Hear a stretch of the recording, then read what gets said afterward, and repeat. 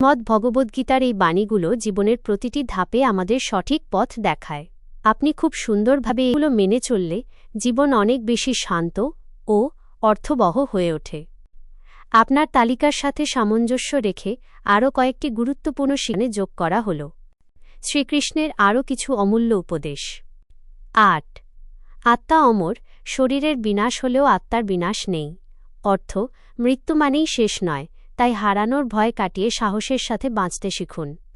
৯ অতীত নিয়ে অনুশোচনা করো না, ভবিষ্যৎ নিয়ে দুশ্চিন্তা করো না, বর্তমানের ওপর গুরুত্ব দাও।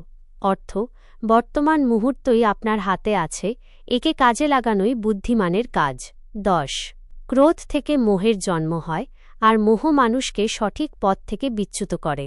অর্থ, রাগ মানুষের বিচার বুদ্ধি লোপ করে দেয়, তাই মনকে শান্ত রাখা জরুরি। ১১ সন্দেহকারী ব্যক্তি কখনো সুখী হতে পারে না। অর্থ, নিজের ওপর এবং ভালো কাজের ওপর বিশ্বাস রাখা সাফল্যের মূল চাবিকাঠি।